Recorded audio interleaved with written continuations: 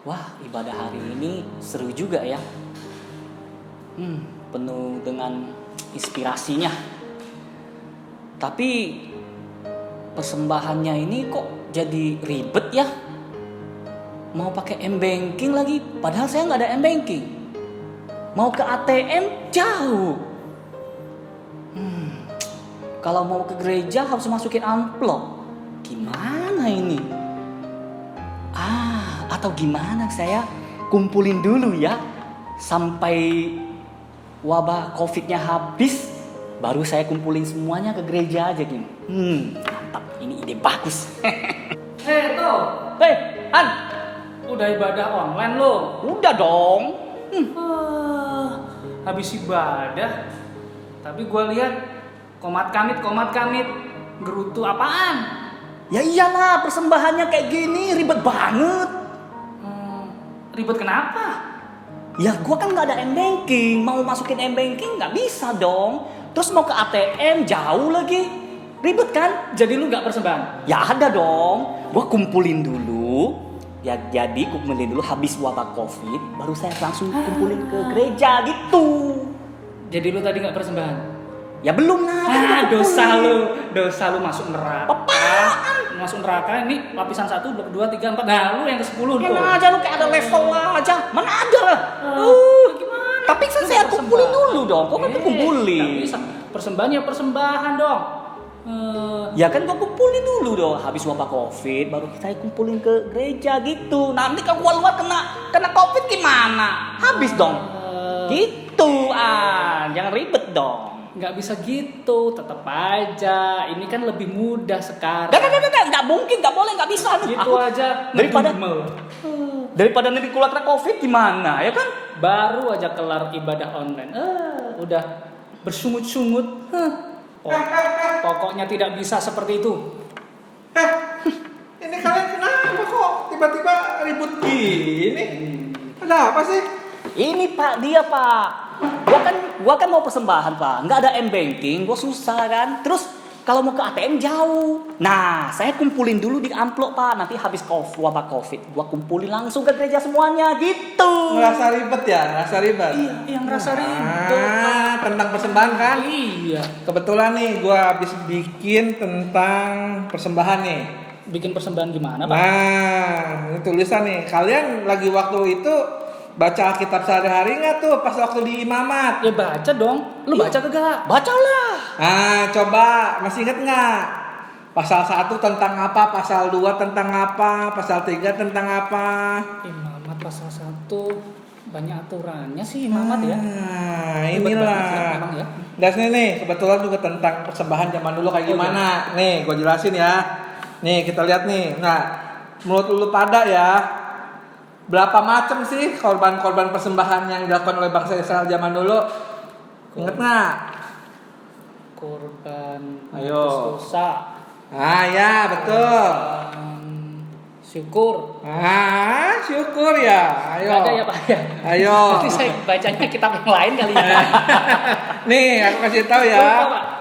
Aduh. Nah, zaman dulu ya.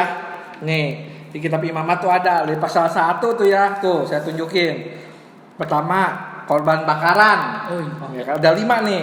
Korban bakaran. Nah, tentang apa nih isinya? Nah, ini tuh sebetulnya simbol nih pengertian jemaat bahwa mereka seharusnya binasa, sekaligus pernyataan syukur karena udah diperdamaikan kembali dengan Allah. Nah, biasanya mereka ini ada 3 macam korban. Bisa ada lembu atau sapi, kambing atau domba, terus juga burung tekukur. Ingat nggak dulu Yesus orang tuanya pas ke bait Allah Iya. persembahin apa? Burung tekukur kan. Nah, itu mungkin ada hubungannya dengan golongan atau status dalam masyarakat. Jadi kita bisa lihat bahwa Maria sama Yusuf itu bukan termasuk orang yang cukup mampu ya. Jadi dia hanya tekukur. Itu baru 1 loh. Ini ada lagi. Korban sajian.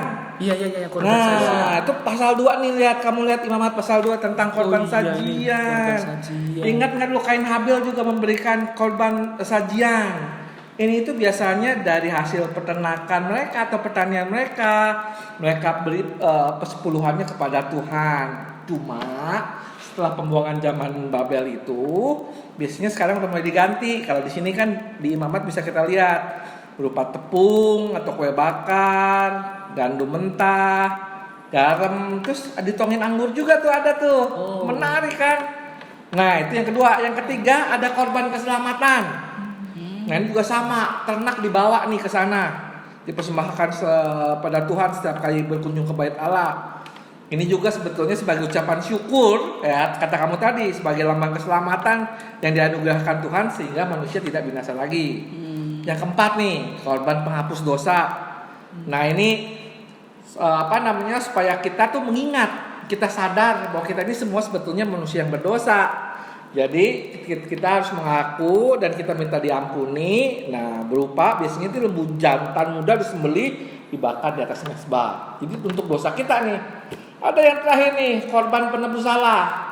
Nah, kalau korban penebus salah ini biasanya kan kita kadang-kadang suka melakukan sebuah dosa yang kadang-kadang kita nggak sadar. Sadarnya itu nanti telat. Nah, itu juga dilakukan korban itu. Namanya korban penebus dosa. Coba bayangin sama kalian. Korban persembahan kan mereka bawa dari rumah nih. Bener. Dari rumah itu mereka ke Bait Allah. Mereka kan jalannya jauh tuh. Nah, karena makan waktunya bisa berhari-hari, itu korban itu bisa dianggap nggak layak pas sudah sampai di sana. Nah, kalau udah sampai saya dianggap nggak layak, pilihannya cuma dua: pulang lagi bawa lagi, atau beli di sana. Pulang lagi bawa lagi kan makan waktu berhari-hari lagi, lama tuh. Tapi kalau beli di sana, wah, dulu kan Yesus pernah sempat marah tuh, harganya berlipat-lipat lebih mahal. Iya bener. Itu kan makanya kalau kita mau mempersembahkan segala sesuatu itu pada zaman dulu, itu tuh merupakan suatu hal yang sangat berharga dan mahal harganya. Bayangin kamu, misalnya kamu persembahin lembu berapa juta sekarang? Iya. Iya, benar. Dan kalian harus bawa jauh. Nah, jadi mengenai persembahan ini apa maknanya coba? Kalian pernah pikirkan nggak? Ini yang pertama ya, persembahan ini merupakan tanda bahwa Allah sudah memberkati dan menyelamatkan kita nih manusia. Nah, kita bagaimana mungkin bisa memberikan persembahan sama Tuhan kalau kita sendiri tidak diberkati atau diselamatkan dulu oleh Dia? Benar nggak? Benar. Coba kamu gimana mau kasih persembahan kalau nggak dikasih dulu berkat sama Tuhan? Ya kan? Nggak mungkin kamu persembahan kalau kamu nggak punya apa-apa, ya nggak? Itu yang pertama. Yang kedua, sebetulnya Allah menginginkan persembahan yang terbaik dari diri kita. Nah, ini persembahan yang terbaik dari diri kita ini sebetulnya tidak hanya sebatas materi nih. Bahkan kalau menurut kitab Roma pasal 12 ayat 1, persembahannya itu harusnya seluruh hidup kita nih kita persembahkan buat Tuhan. Liatin, bayangin. Yang ketiga, sebetulnya dalam persembahan juga ini bentuk kesadaran kita sebagai manusia berdosa. Nggak peduli bahwa lu mau kaya mau miskin, kita semua sama di depan Tuhan. Manusia berdosa dan butuh pengampunan dari Tuhan. Tapi kayaknya nunjuk sini, miskinnya nunjuk sini, Pak. Gimana itu, Pak? Itu kamu kan nggak miskin. Iya. Cuman tampangnya nggak miskin. Benar. Nah, jadi kita bisa lihat nih ya, bahwa persembahan itu sebetulnya merupakan suatu hal yang serius dan penting. Nah, tapi ini dalam rangka sebetulnya bukan membebani umat manusia, gitu ya, bukan untuk membebani loh. Coba bayangin, ini tuh sebetulnya yang lebih dulu tuh Tuhan loh, ingat nggak? Dia Allah sendiri turun ke dalam dunia untuk mempersembahkan dirinya untuk menyelamatkan kita. Nah, yang jadi pertanyaan adalah, terus respon kita gimana nih untuk menghadapi itu? Nah, kayak tadi, untuk memberikan persembahan materi aja yang tadi aja udah ngerasa ribet kan, harus ke ATM, harus datang ke gereja gitu ya. Paling cuma berapa sih, paling lama juga 1 jam. Emang rumah kamu dengerin sejauh mana? Orang zaman dulu itu berhari-hari bro. Nah, makanya kalau kita misalnya mau memberikan persembahan sama Tuhan gitu ya, nah kita mesti pikirin nih ya. Anggap aja kita nih bangsa Israel zaman dulu. Ketika bangsa Israel, ketika kita mau persembahkan ke Tuhan, kita dengan sukacita, wah ini nih hasil terbaik yang Tuhan udah beri sama kita. Kita mau kasih persembahan kepada Tuhan, tanda bahwa kita udah diberkati. Gitu. Jadi persembahan kita itu merupakan salah satu bentuk rasa syukur kita sama Tuhan. Dan membuat kita mengingat akan kebaikan Tuhan. Ya nggak? Betul. Iya kan? Nah, karena itu jangan ditunda-tunda sebaiknya kalau persembahan. Ya nggak? Coba misalnya kalau kamu berkat Tuhan ditunda-tunda, mau nggak? Enggak dong. Iya, enggak dong. Apalagi kan sebetulnya persembahan kan karena Tuhan udah memberi dulu sama kita. Kita kembalikan berapa sih sebetulnya, ya nggak sih? Ya, makanya nih sekarang nggak usah ribut lagi lah. Memang zaman sekarang ini susah sama COVID, tapi jangan menyulitkan kita untuk memberikan persembahan yang terbaik buat Tuhan. Ya, Iya, iya. oke? Oke, Pak. Sip, Sip. mantap.